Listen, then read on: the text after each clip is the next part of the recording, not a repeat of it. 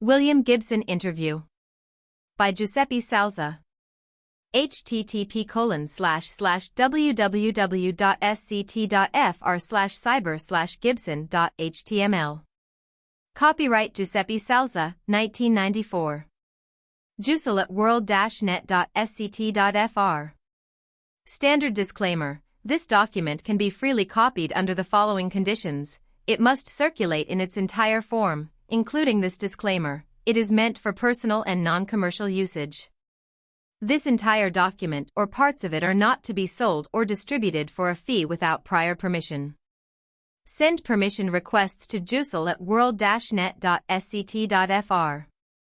This document is provided as is, without expressive implied warranty. In other words, use it at your own risk. Interview with William Gibson by Giuseppe Salza. This interview will be included in the book Netsurfers, tentative title, by Giuseppe Salza, to be published by Theoria Edizioni in Italy in spring 1995. Cannes. William Gibson was in Cannes in May 1994 to promote the filming of Johnny Mnemonic, a $26 million science fiction movie based on his short story, and starring megastar Keanu Reeves as the main character. Directed by the concept artist and Gibson's pal, Robert Longo, with a few music video and TV credits, but for the first time in charge of a feature, the film also stars Ice-T, Dolph Lundgren, Takeshi Kitano, of the cult Sonatine, Udo Kier, Henry Rollins, and Dina Meyer. William Gibson also wrote the screenplay of his original story, which was published in the anthology Burning Chrome. Johnny Mnemonic goes into wide release in current 1995. In this interview, William Gibson talks at length about Johnny Mnemonic, movies, SF, net culture and issues. What are your initial impressions on how Johnny Mnemonic is turning out? I have just seen the pre-assembled 10-minute show reel. I think it is fantastic. It felt very good seeing the universe of Johnny Mnemonic taking a life on its own. If it had been different, I wouldn't probably be here. But it can be safe to say that Johnny Mnemonic has been the optimal screen experience so far. Robert Longo, the film director, and I kind of had a mutual experience with it. We first tried to make a screen adaptation of Johnny Mnemonic back in 1989, so we started pitching it around film companies, asking for money. Didn't work out. We realized afterwards that our major mistake was asking too little money. Our aim back then was to make a little art movie. We figured that we would need less than $2 million.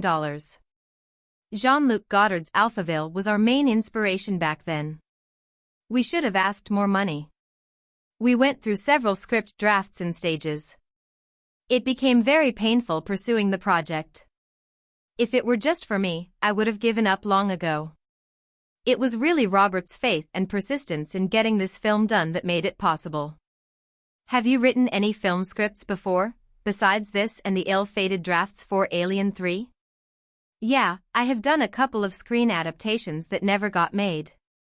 One was Burning Chrome, ED, Catherine Bigelow was involved in it for a while, and the other was Neuro Hotel. What happened? I don't really feel like talking about them. Let's just say that these projects have been developed to death. It was getting more and more frustrating, and I didn't like that. Have you ever been involved in any other movie or TV project before that? I was gonna write a story for the Max Headroom series, but the network pulled the plug. My friend John Shirley did a couple of scripts for them. He's the one who convinced me I should have written one, too. The only thing which was left of your script for Alien 3 was the prisoners with the barcode tattooed on the back of their necks. What do you think in retrospect of this misadventure? My script for Alien 3 was kind of Tarkovskian. Vincent Ward, ED, the director of The Navigator, came late to the project. ED, for a number of other directors, had been unsuccessfully approached, but I think he got the true meaning of my story. It would have been fun if he stayed on. ED. He eventually quit. Alien 3 was finally directed by David Fincher. You seem very detached from your previous experiences in movies. Johnny Mnemonic, on the other hand, seems very personal to you. Why is that? I wrote the original story in 1980. I think it was perhaps the second piece of fiction I ever wrote in my life. It held up very good after all these years. Johnny was a start for many creative processes. It was in fact the root source of Neuromancer and Count Zero. It is only fair that the first script of mine that goes into production should come from my early career. The world of Johnny Mnemonic takes for granted the Berlusconi completion process, I mean the media baron becoming one of the country's leaders. I think the distinction between politicians and media is gonna disappear. It already has, in effect. It is very sad. It's like saying that the theories you imagined in your science fiction stories are becoming real. Yeah, but people shouldn't look at science fiction like they look at real fiction. They shouldn't expect that this is what the future is gonna look like. We, science fiction writers, are sort of charlatans. We come up with a few ideas and we make a living out of that. When I wrote Neuromancer, I would have never imagined AIDS and the collapse of the USSR. We never get the future right. I always thought that USSR was this big winter bear that would always exist.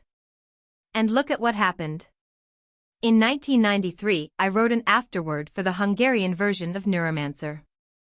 I wrote that nothing lives forever, and that it's time that the winds of democracy blow over the East.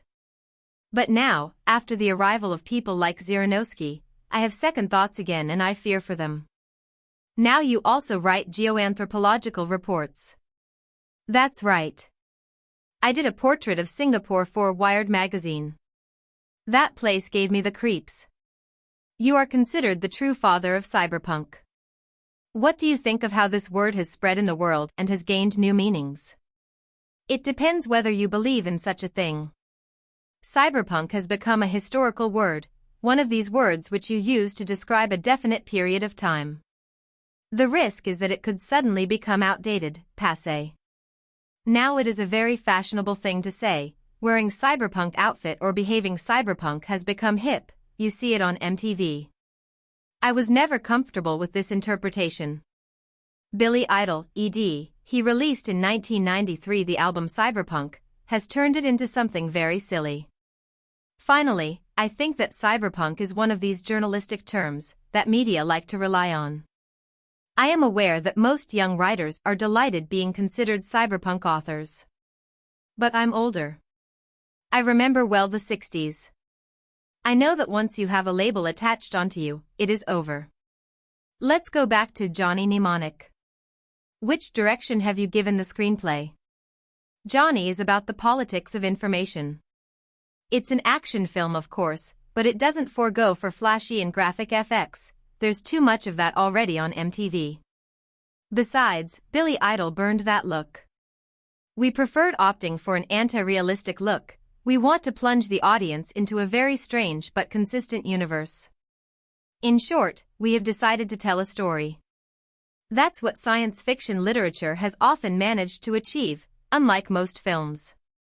Which science fiction movies you like most? I like Blade Runner, Andrei Tarkovsky's Stalker, Chris Marker's La Jetée, and also the British pilot for the Max Headroom series. It was directed by Rocky Morton and Annabelle Jankel. Johnny Mnemonic has a superstar, Keanu Reeves. What do you think of his portrayal of your character? Keanu is fantastic. I have this problem, I have never been able to describe the character of Johnny until he came aboard. One day in the early stages of development, we were discussing the character, and I wasn't making a good job of doing that. But he really got Johnny from day one. It helped me better understand this person that I had imagined, so I was able to make small adjustments to the story. I have always had a good attitude towards actors, and Keanu helped me reinforce that idea. Once Johnny got its second chance, Robert, Longo, and I have talked to each other on the phone at least once every day. Subsequently, I was often on the sets during the filming, doing rewrites. The sets of this picture were awesome. Everything was hung 50 feet up in the air. They were quite dangerous, you really had to watch where to put your feet. But I was able to not black out. You and Bruce Sterling are the forefathers of the new science fiction. Isn't it ironical that he is very fascinated by hackers and the new edge, whereas you're not a technical person? Bruce practically lives on the internet. I don't even have a modem or email. My computer is outdated by any standards of criteria. I never was a technical guy and never will be. I'm a writer, and poetry and pop culture are the two things which fascinate me most. I'm not deeply excited by high-tech. The edge of the U2 was over here the other day and he was showing me net stuff. He showed how he could telnet to his Los Angeles computer and he was very excited. I'll never be like that. However, I feel obliged to be ambivalent towards technology. I can't be a techie, but I can't hate it either. You have written virtual light. So, what do you think of virtual reality? If we take what I consider the Sunday paper supplement of VR, I mean goggles and gloves, I think that it has become very obvious, very cliché. I think that real VR is gonna come out from the new generation of visual effects in movies. I met Jim Cameron when he was editing Terminator 2. He showed me the clips of the T-1000 emerging from fire in the LA Canal. He said they were gonna use the actor for the whole shot, but it was easier for them to do it in digital. This is the future. One day there will be entire virtual replicas of real actors. Incidentally, the book I'm writing now is about virtual celebrities. It's the story of a guy who becomes obsessed with the virtual replica of a star, and falls in love with her. You're not fascinated by technology, and yet you come up with ideas on the edge. When I write my books, my favorite part is always art direction, not the plot. I admit I like giving people a visual impression of the world I'm creating. Then, I have to remind myself that I have to tell a story, foremost. Another issue you focus on are information superhighways. What actions have you taken? Bruce Sterling and I went to the National Academy in Washington to address the Al Gore people. We told them that this is the last chance to give the poorest schools equal chances than the richest. In a few years it will be too late and we won't be able to fill up the gap. To me, information highways are best described by the most interesting image I've seen on TV during the Los Angeles riot. A Radio Shack shop, ED, a chain of shops selling consumer electronics gear, was being looted. Next to that there was an Apple shop, and it was untouched. People wanted to steal portable TVs and CD players, not computers. I think this clearly indicated the gaps of culture, or simply the gaps of chances, in our society. Besides, the information highway issue gives the public a false perception. They don't want to offer you exhaustive accesses to information, they want to offer you a new shopping mall. What do you think of the Clipper issue? The NSA wants to legislate that every computer manufactured in the US will have a chip built inside that will allow the government to decrypt the information. The worst thing is that people are not informed of what is at stake here. Who would buy a computer with a spy inside? The Clipper chip is an admission of incompetence. They say they want to be able to decrypt the information that would jeopardize national security. But who can prevent the Medellin cartel to buy, say, into a Swiss corporation which comes up with a new encryption system which totally cuts out the Clipper? Encryption programs are stronger and stronger. There is a new one called Stego, which is free on internet. It takes written material and hides it in visual elements. I send a digitized e-postcard from Cannes and there is half a novel hidden in its data. I've seen it work. I haven't understood the half of it yet. Man, the Clipper chip is fucked anyway. Most of the new edge guys are into computers, and they're coming up with new gear nobody had the slightest clue about 5 years ago. I saw recently a prototype which looked like a beeper, but it was a virtual telephone. Unfortunately, we have to deal with more paper than before. We are submerged by tons of paper. Wait a second. A few minutes you said you're not into high-tech, and now you're raving about it. I'm not a techie. I don't know how these things work. But I like what they do, and the new human processes that they generate. What is in your opinion the most important technological breakthrough of our society in recent years? My favorite piece of technology is the Walkman. It forever changed the way we perceive music. The Walkman has given us the opportunity to listen to whatever kind of music we wanted wherever we wanted. The fax machine is also an amazing thing. We live in a very different world because of that, instantaneous written communication everywhere. It is also a very political technology, as the Tiananmen Square events told us. What about email? Email is very glamorous. Way too glamorous.